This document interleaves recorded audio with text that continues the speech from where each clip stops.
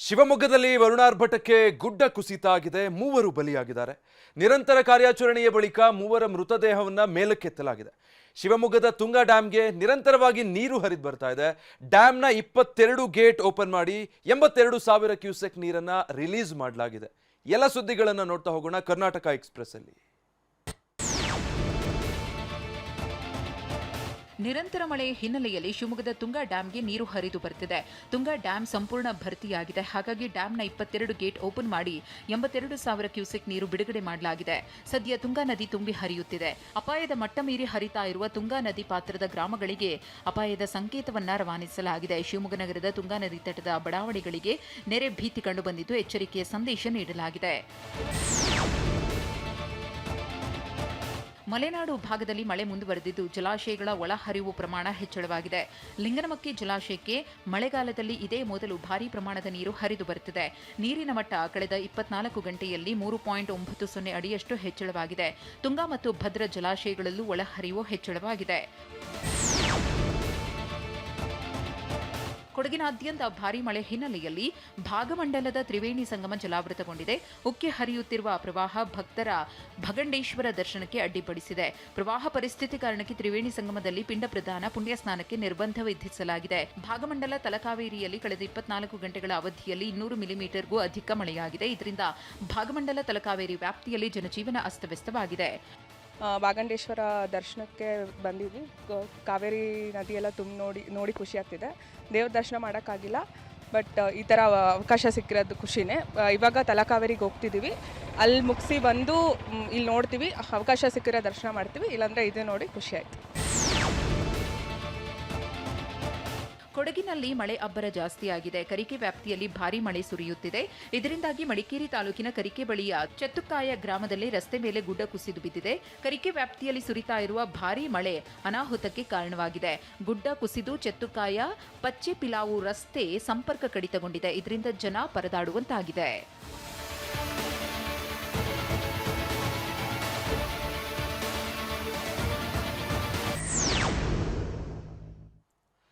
ಯಾದಗಿರಿಯಲ್ಲಿ ನದಿ ತೀರದಲ್ಲಿರುವ ಕಂಗಾಳೇಶ್ವರ ಹಾಗೂ ವೀರಾಂಜನೇಯ ದೇಗುಲಗಳು ಮುಳುಗಡೆಯಾಗಿದೆ. ಸಕಲೇಶಪುರದ ಬಳಿ ರೈಲ್ವೆ ಹಳಿ ಮೇಲೆ ಗುಡ್ಡ ಕುಸಿತ ಆಗಿದೆ. ಇದರಿಂದ 7 ರೈಲು ಸಂಚಾರದಲ್ಲಿ ವ್ಯತ್ಯಯಾಗಿ ಪ್ರಯಾಣಿಕರು ಪರದಾಡುವ ಹಾಗಾಯಿತು. ಬೀದರ್ನಲ್ಲಿ 50 ವರ್ಷದ ಹಳೆಯ ಪಶು ಆಸ್ಪತ್ರೆ ಕಟ್ಟಡ ಸೋರ್ತಾ ಇದೆ. ಕುಸಿದು ಬೀಳೋ ಆತಂಕ ಎದುರಾಗಿದೆ. ಮಲೆನಾಡಿನ ಶೃಂಗೇರಿ ತಾಲೂಕಿನಲ್ಲಿ ಮುಂದುವರೆದ ಬಿರುಗಾಳಿ ಮಳೆಯ ಅಬ್ಬರಕ್ಕೆ ಭಾರೀ ಮರವೊಂದು ಧರಾಶಾಹಿಯಾಗಿದೆ. ಶೃಂಗೇರಿ ತಾಲೂಕಿನ ಹುಲಗಾರು ಬೈಲ್ ಗ್ರಾಮದ ಬಳಿ ಭಾರೀ ಮಳೆಗೆ ಬೃಹತ್ ಮರ ರಸ್ತೆಗೆ ಅಡ್ಡಲಾಗಿ ಬಿದ್ದಿದೆ. ಇದರಿಂದ ಗಂಟೆಗಟ್ಟಲೆ ರಸ್ತೆ ಸಂಚಾರ ಸ್ಥಗಿತಗೊಂಡಿದೆ. ಸಿರಿಮನೆ ಫಾಲ್ಸ್ಗೆ ಹೋಗುವ ರಸ್ತೆ ಸಂಪೂರ್ಣ ಮುಚ್ಚಿ ಹೋಗಿದೆ. ಭಾರೀ ಮಳೆಯಿಂದಾಗಿ ಸುತ್ತಮುತ್ತಲ ಗ್ರಾಮದಲ್ಲಿ ವಿದ್ಯುತ್ ಸಂಪರ್ಕವೇ ಕಡಿತವಾಗಿದೆ. ಇದೀಗ ಸ್ಥಳೀಯರೇ ಸೇರಿಕೊಂಡು ಮರ ತೆರವು ಕಾರ್ಯ ನಡೆಸುತ್ತಿದ್ದಾರೆ. ಭಾರೀ ಮಳೆಗೆ ಸಕಲೇಶಪುರ ತಾಲೂಕಿನ ಯಡಕುಮರಿ ಬಳಿ ರೈಲ್ವೆ ಹಳಿ ಮೇಲೆ ಗುಡ್ಡ ಕುಸಿತವಾಗಿದೆ. 7 ರೈಲು ಸಂಚಾರದಲ್ಲಿ ವ್ಯತ್ಯಯವಾಗಿ ಪ್ರಯಾಣಿಕರು ಪರದಾಡುವಂತಾಗಿದೆ. ಧಾರವಾಡದಿಂದ ಮಂಗಳೂರಿಗೆ ತೆರಳಿದ ಕುಟುಂಬವೊಂದು ದಾರಿ ಮಧ್ಯೆ ಸಿಲುಕಿಕೊಂಡಿದೆ. ಮಂಗಳೂರಿನಲ್ಲಿ ನಡೀತಾ ಇರುವ 11 ವರ್ಷದೊಳಗಿನ ರಾಷ್ಟ್ರೀಯ ಸ್ಪರ್ಧೆಯಲ್ಲಿ ಧಾರವಾಡದ ಬಾಲಕಿ ಆದ್ಯ ಪಾಲ್ಗೊಳ್ಳಬೇಕಿತ್ತು. ಬೆಳಗ್ಗೆ 10 ಗಂಟೆಗೆ ಮಂಗಳೂರು ತಲುಪಿ 12 ಗಂಟೆಗೆ ವರದಿ ಮಾಡಿಕೊಳ್ಳಬೇಕಿತ್ತು. ಜೊತೆಗೆ ಪರ್ಯಾಯ ವ್ಯವಸ್ಥೆ ಇಲ್ಲದ ಬಗ್ಗೆ ಬೇಸರ ವ್ಯಕ್ತಪಡಿಸುತ್ತಿದ್ದಾರೆ. ಪಶ್ಚಿಮ ಘಟ್ಟಗಳ ಸಾಲು ಮಲೆನಾಡು ಭಾಗದಲ್ಲಿ ಕಳೆದೆರಡು ದಿನದಿಂದ ಭಾರೀ ಮಳೆ ಮುಂದುವರೆದಿದೆ. ಮಳೆಯಬ್ಬರಕ್ಕೆ ಹಳ್ಳ ಕೊಳ್ಳಗಳು ತುಂಬಿ ಹರಿತಾ ಇವೆ. ಪಶ್ಚಿಮ ಘಟ್ಟಗಳ ಸಾಲಿನಲ್ಲಿ ಮಳೆ ಬೀಳ್ತಾ ಇದ್ದು ಚಿಕ್ಕಮಗಳೂರು ಜಿಲ್ಲೆಯ ಕೊಪ್ಪ ತಾಲೂಕಿನ ಮೆಣಸಿನಹಾಡಿಯ ಕಿರುಸೇತುವೆ ಮೇಲೆ ನೀರು ತುಂಬಿ ಹರಿದಿದೆ. ಹೀಗಾಗಿ ಶೃಂಗೇರಿ ಕೊಗ್ರೆ ಹೊರನಾಡು ಪರ್ಯಾಯ ಮಾರ್ಗದಲ್ಲಿರುವ ಮೆಣಸಿನಹಾಡಿಯ ರಸ್ತೆ ನೀರಿನಲ್ಲಿ ಕೊಚ್ಚಿ ಹೋಗಿದೆ. ಕಿರುಸೇತುವೆ ಮೇಲೆ ನೀರು ಹರಿತಿರೋದ್ರಿಂದ ವಾಹನ ಸವಾರರು ಪರದಾಡುವಂತಾಗಿದೆ. ಕೊಗ್ರೆ ಹೊರನಾಡು ಸಂಪರ್ಕಿಸುವ ರಸ್ತೆಯೂ ಬಂದ್ ಆಗಿದೆ.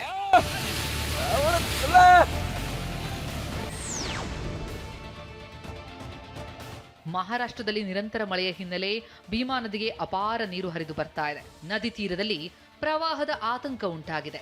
ನದಿ ತೀರದ ಕಂಗಾಳೇಶ್ವರ ಹಾಗೂ ವೀರಾಂಜನೇಯ ದೇಗುಲಗಳು ಮುಳುಗಡೆಯಾಗಿವೆ. ವೀರಾಂಜನೇಯ ದೇವಸ್ಥಾನ ಸಂಪೂರ್ಣ ಮುಳುಗಡೆಯಾಗಿದ್ದು ಕಂಗಾಳೇಶ್ವರ ದೇವಸ್ಥಾನದ ಗೋಪುರ ಮಾತ್ರ ಬಾಕಿ ಉಳಿದಿದೆ. ದೇವರ ದರ್ಶನ ಪಡೆಯಲಾಗದೆ ಭಕ್ತರು ಪರದಾಡ್ತಾ ಇದ್ದು ನದಿ ತೀರದಲ್ಲೇ ನಿಂತು ದರ್ಶನ ಪಡೆಯುತ್ತಿದ್ದಾರೆ. ಯಾದಗಿರಿ ನಗರದ ಹೊರಭಾಗದಲ್ಲಿರುವಂಥ ಭೀಮಾ ನದಿ ದಡದಲ್ಲಿ ಇದನ್ನು ಕೆಲ ದೃಶ್ಯ ತೋರಿಸುವಂಥ ಪ್ರಯತ್ನ ಕೂಡ ಮಾಡ್ತೇನೆ. ಮಹಾರಾಷ್ಟ್ರದಲ್ಲಿ ನಿರಂತರವಾಗಿ ಮಳೆ ಆಗ್ತಿರುವ ಕಾರಣಕ್ಕಾಗಿ ಭೀಮಾ ನದಿಗೆ ಅಪಾರ ಪ್ರಮಾಣದ ನೀರನ್ನು ಹರಿಬಿಡಲಾಗ್ತಿದೆ.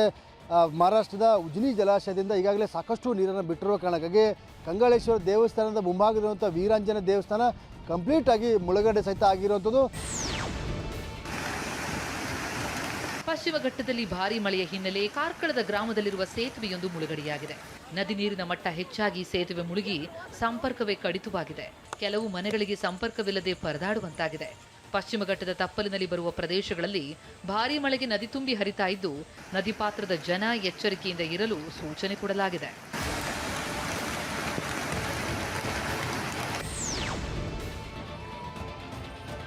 ಬೀದರ್ನ ಔರಾ ತಾಲೂಕಿನ ವಡಗಾಂವ್ ಗ್ರಾಮದ ಪಶು ಆಸ್ಪತ್ರೆ ಮಳೆಯಿಂದಾಗಿ ಭಾರೀ ತೊಂದರೆ ಅನುಭವಿಸ್ತಾ ಇದೆ.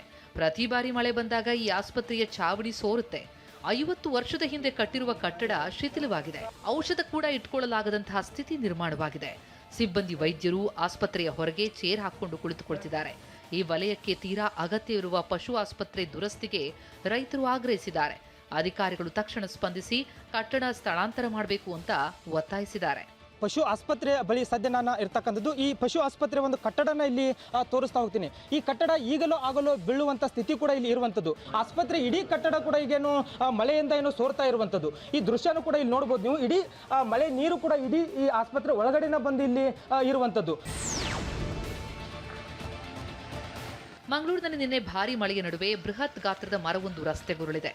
ಮರ ಬಿದ್ದಾಗ ದ್ವಿಚಕ್ರ ವಾಹನ ಸವಾರ ಕೂದಲೇ ಅಂತರದಲ್ಲಿ ಪಾರಾಗಿದ್ದಾನೆ. ಮಂಗಳೂರಿನ ಗಾಂಧಿನಗರದಲ್ಲಿ ನಿನ್ನೆ ತಡರಾತ್ರಿ ಮರ ಬಿದ್ದು ಅವಾಂತರವಾಗಿದೆ. ಸ್ಕೂಟರ್ ಸವಾರ ಕ್ಷಣಾರ್ಧದಲ್ಲಿ ಪಾರಾದ ಘಟನೆ ಸಿಸಿಟಿವಿಯಲ್ಲಿ ಸೆರೆಯಾಗಿದೆ.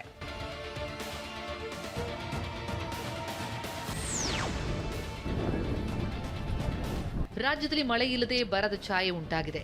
ಮಂತ್ರಾಲಯ ಬಳಿಯ ತುಂಗಭದ್ರಾ ನದಿ ಖಾಲಿಯಾಗಿದ್ದು, ರಾಯರ ಭಕ್ತರಿಗೂ ಬರಗಾಲದ ಬಿಸಿ ತಟ್ಟಿದೆ. ರಾಯರ ದರ್ಶನಕ್ಕೆ ಬರುವ ಭಕ್ತರಿಗೆ ಪುಣ್ಯ ಸ್ನಾನವಿಲ್ಲದ ಸ್ಥಿತಿ ಉಂಟಾಗಿದ್ದು, ಭಕ್ತರಿಗೆ ಭಾರೀ ನಿರಾಸೆಯಾಗಿದೆ. ಈಗ ರಾಯರ ಮಠದಲ್ಲಿ ಕುಡಿಯೋ ನೀರಿನ ಸಮಸ್ಯೆಗೆ ಶಾಶ್ವತ ಪರಿಹಾರಕ್ಕೆ ಯೋಜನೆ ಮಾಡಲು ಶ್ರೀಮಠ ಮುಂದಾಗಿದೆ. ವ್ಯಾಸತೀರ್ಥ ಹೆಸರಿನ 35 ಅಡಿ ಆಳದ ರಿಸರ್ವಾಯರ್ ಯೋಜನೆಗೆ ಚಾಲನೆ ಕೊಡಲಾಗಿದ್ದು, ಶ್ರೀಮಠ, ಮಂತ್ರಾಲಯ ಗ್ರಾಮ, ಅಕ್ಕಪಕ್ಕದ ಗ್ರಾಮಗಳಿಗೂ ಈ ನೀರು ಬಳಕೆಯಾಗಲಿದೆ. ಈ ಬಗ್ಗೆ TV9ಗೆ ಮಂತ್ರಾಲಯ ಪೀಠಾಧಿಪತಿ ಸುಬುಧೇಂದ್ರ ತೀರ್ಥರು ಹೇಳಿಕೆ ಕೊಟ್ಟಿದ್ದಾರೆ. ಮಳೆಗಾಲದಲ್ಲಿ ನದಿ ಪ್ರವಹಿಸುವಂತಹ ಸಂದರ್ಭದಲ್ಲಿ ಅಲ್ಲಿಂದ ನಾವು ಪಂಪ್ ಮಾಡಿ ಇಲ್ಲಿ ರೀಫಿಲ್ ಮಾಡಿ ಡ್ರಿಂಕಿಂಗ್ ವಾಟರ್ ಪರ್ಪಸ್, ಕುಡಿಯುವ ನೀರಿನ ಸಲುವಾಗಿ ಈ ಪ್ರಾಜೆಕ್ಟನ್ನು ಮಾಡ್ತಾ ಇದ್ದೇವೆ. ಗದಗ ಜಿಲ್ಲೆಯಲ್ಲಿ ನಿಲ್ಲದ ಭೀಕರ ಬರದ ಪರಿಣಾಮ ಅನ್ನದಾತರು ಸಂಕಷ್ಟದ ಸಾಗರದಲ್ಲಿದ್ದಾರೆ. ಭೀಕರ ಬರಕ್ಕೆ ನರಳಿದ ಗದಗ ಜಿಲ್ಲೆಯ ರೈತರು ಬೆಳೆ ನಾಶ ಮಾಡಿ ಆಕ್ರೋಶ ವ್ಯಕ್ತಪಡಿಸಿದ್ದಾರೆ. ಗದಗ ತಾಲೂಕಿನ ಬಿಂಕದಕಟ್ಟಿ ಗ್ರಾಮದ ರೈತ ರಾಮನಗೌಡ 4 ಎಕರೆ ಪ್ರದೇಶದಲ್ಲಿ ಬೆಳೆದ ಗೋವಿನ ಜೋಳವನ್ನ ಟ್ರ್ಯಾಕ್ಟರ್ ಹರಿಸಿ ನಾಶಪಡಿಸಿದ್ದಾರೆ. ಸಾಲದ ಸುಳಿಯಲ್ಲಿ ಸಿಲುಕಿರುವ ಅನ್ನದಾತ ವಿಲವಿಲ ಒದ್ದಾಡ್ತಾ ಇದ್ದು, ಸಾಲ ಮನ್ನಾ ಮಾಡಿ ಅಂತ ಒತ್ತಾಯಿಸಿದ್ದಾರೆ.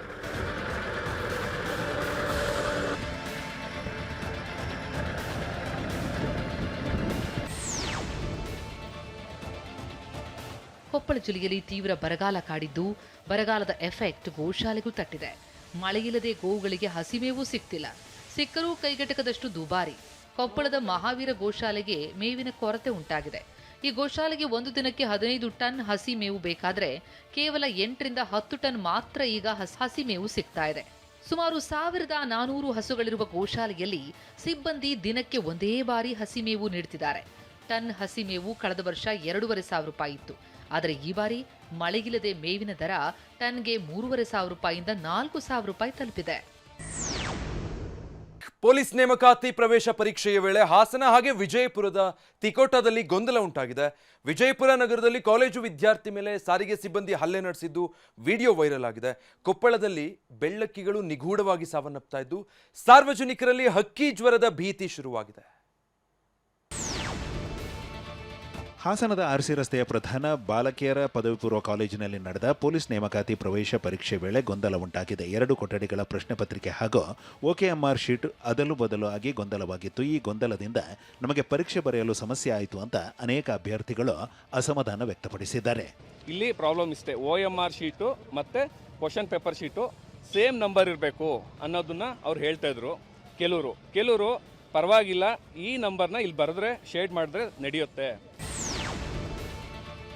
ವಿಜಯಪುರ ಜಿಲ್ಲೆಯ ತಿಕೋಟದಲ್ಲಿ ಪೊಲೀಸ್ ಕಾನ್ಸ್ಟೇಬಲ್ ನೇಮಕಾತಿ ಪ್ರವೇಶ ಪರೀಕ್ಷೆ ವೇಳೆ ಗೊಂದಲ ಉಂಟಾಗಿದೆ. ತಿಕೋಟದ ಕೋಟ್ಯಾಲ್ ರೋಡ್ ಬಳಿ ಇರುವ ಶಾರದಾಂಬ ಪಿಯು ಕಾಲೇಜಿನ ಪರೀಕ್ಷಾ ಕೇಂದ್ರದಲ್ಲಿ 10:30ಕ್ಕೆ ಕೊಡಬೇಕಾಗಿದ್ದ ಪ್ರಶ್ನೆ ಪತ್ರಿಕೆ ಅರ್ಧ ಗಂಟೆ ತಡವಾಗಿ 11 ಗಂಟೆಗೆ ನೀಡಿಕೆ ಆರೋಪ ಕೇಳಿಬಂದಿದೆ. ಅವ್ಯವಸ್ಥೆ ಖಂಡಿಸಿ ವಿದ್ಯಾರ್ಥಿಗಳು ಪ್ರತಿಭಟಿಸಿದ್ದು, ಸ್ಥಳಕ್ಕೆ ಅಧಿಕಾರಿಗಳು ಮತ್ತು ಪೊಲೀಸ್ ಅಧಿಕಾರಿಗಳು ದೌಡಾಯಿಸಿದ್ದಾರೆ. ಇಂದು ಸಿವಿಲ್ ಪೊಲೀಸ್ ಕಾನ್ಸ್ಟೇಬಲ್ ಪರೀಕ್ಷೆ ಹಿನ್ನೆಲೆಯಲ್ಲಿ ಚಿಕ್ಕಬಳ್ಳಾಪುರದ ಪರೀಕ್ಷಾ ಕೇಂದ್ರಗಳಿಗೆ ಚಿಕ್ಕಬಳ್ಳಾಪುರ ಜಿಲ್ಲಾಧಿಕಾರಿ ಪ್ರಭುಜಿ ಎಸ್ಪಿ ಕುಶಲ್ ಚೌಕ್ಲೆ, ಡಿಡಿಪಿಯು ಪಂಡ್ರಿನಾಥ್ ಎಸ್ ಭೇಟಿ ನೀಡಿ ಪರಿಶೀಲನೆ ನಡೆಸಿದ್ದಾರೆ. ಪರೀಕ್ಷಾ ಕೇಂದ್ರಗಳಲ್ಲಿ ಕೈಗೊಂಡಿರುವ ಪೂರ್ವ ಸಿದ್ಧತೆ, ಮೂಲಭೂತ ಸೌಕರ್ಯಗಳ ಪರಿಶೀಲನೆ ನಡೆಸಿದರು. Mobile jammer, CCTV webcasting, AI facial recognition ಪರಿಶೀಲನೆ ನಡೆಸಿದ್ದಾರೆ. ವಾಟ್ಸಪ್ ಸಂದೇಶ ಕಳುಹಿಸಿ ರೈತನೊಬ್ಬ ನಾಲೆಗೆ ಹಾರಿ ಆತ್ಮಹತ್ಯೆ ಮಾಡಿಕೊಂಡ ಘಟನೆ ಮಂಡ್ಯ ಜಿಲ್ಲೆ ಪಾಂಡವಪುರ ತಾಲೂಕಿನ ಬೆಟ್ಟಹಳ್ಳಿ ಗ್ರಾಮದಲ್ಲಿ ನಡೆದಿದೆ. ಗ್ರಾಮದ ಮಂಜುನಾಥ್ ಆತ್ಮಹತ್ಯೆ ಮಾಡಿಕೊಂಡಿರುವ ದುರ್ದೈವಿ. ಕನ್ನಡ ಪರ ಸಂಘಟನೆಯಲ್ಲಿ ಗುರುತಿಸಿಕೊಂಡಿದ್ದ ಮಂಜುನಾಥ್ ಕೃಷಿಗಾಗಿ ಬ್ಯಾಂಕ್, ಸೊಸೈಟಿ ಸೇರಿದಂತೆ ಖಾಸಗಿಯವರಿಂದ 10 ಲಕ್ಷಕ್ಕೂ ಅಧಿಕ ಸಾಲ ಮಾಡಿಕೊಂಡಿದ್ದರು ಎನ್ನಲಾಗಿದೆ. ಕ್ಯಾನ್ಸರ್ನಿಂದಲೂ ಬಳಲುತ್ತಿದ್ದ ಮಂಜುನಾಥ್ ಇದೀಗ ಸಾಲ ತೀರಿಸಲಾಗದೆ ಗ್ರಾಮದ ವಿಸಿ ನಾಲೆಗೆ ಹಾರಿ ಆತ್ಮಹತ್ಯೆ ಮಾಡಿಕೊಂಡಿದ್ದಾರೆ. ಹುಬ್ಬಳ್ಳಿ ನಗರದ ಹಳೆ ಹುಬ್ಬಳ್ಳಿಯಲ್ಲಿ ಕಪ್ ಕೇಕ್ ಕಳ್ಳತನದ ವಿಡಿಯೋ ಹೊರಬಿದ್ದಿದೆ. ಹಳೆ ಹುಬ್ಬಳ್ಳಿ ಕಸಬಪೇಟೆ ಪ್ರದೇಶದಲ್ಲಿರುವ ಬೇಕರಿಯೊಂದರಲ್ಲಿ ಗ್ರಾಹಕರಂತೆ ಬಂದು ಕಪ್ ಕೇಕ್ ಕಳ್ಳತನ ಮಾಡುವ ದೃಶ್ಯ ಸಿಸಿಟಿವಿಯಲ್ಲಿ ಸೆರೆಯಾಗಿದೆ. ಹಾಡಹಗಲೇ ಕಪ್ ಕೇಕ್ ಕಳ್ಳತನ ಮಾಡಿ ವ್ಯಕ್ತಿ ಎಸ್ಕೇಪ್ ಆಗಿದ್ದಾನೆ. ಕಸಬಾ ಪೊಲೀಸ್ ಠಾಣಾ ವ್ಯಾಪ್ತಿಯಲ್ಲಿ ಈ ಘಟನೆ ನಡೆದಿದೆ.